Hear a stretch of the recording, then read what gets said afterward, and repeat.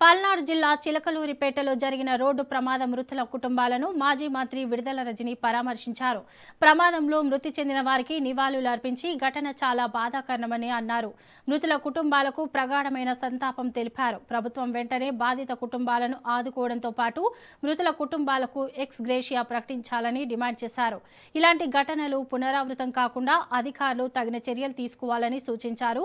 ప్రమాదానికి గల కారణాలను పోలీసులు పూర్తి స్థాయిలో విచారించి బాధ్యులను గుర్తించాలని విడుదల రజని కోరారు.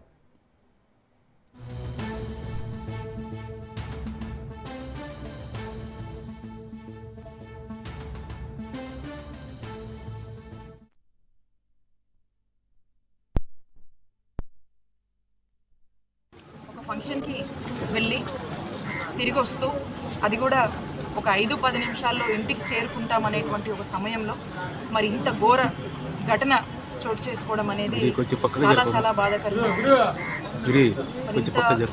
ఘోరమైనటువంటి బాధాకరమైనటువంటి ఈ ఘటనలో ప్రాణాలు కోల్పోయినటువంటి వాళ్ళని మనం ఇప్పుడే మీరు కూడా వచ్చారు చూసాము. ఇక్కడ ఒక 5 మంది ఉన్నారు, జీజీహెచ్లో ఒక 2 ఉన్నారు, మొత్తము ఆటోలో 15 మంది ఉన్నారు. ఆ మిగతా వాళ్ళంతా కూడా ప్రైవేట్ హాస్పిటల్స్లో చికిత్స పొందుతూ ఉన్నారు. మరి ఏదైతే ఈ 7 మంది అందులో 6 మహిళలు ఉన్నారు, ఒక జెంట్ ఉన్నారు, వీరందరూ కూడా మరి ఈ ఘటనలో వారు ప్రాణాలు కోల్పోవడం అనేది చాలా చాలా బాధాకరమైనటువంటి ఇన్సిడెంట్. వారి కుటుంబ సభ్యులందరూ కూడా మరి నేను డీప్ కండోలెన్సెస్ని ఎక్స్ప్రెస్ చేస్తూ ఉన్నాను.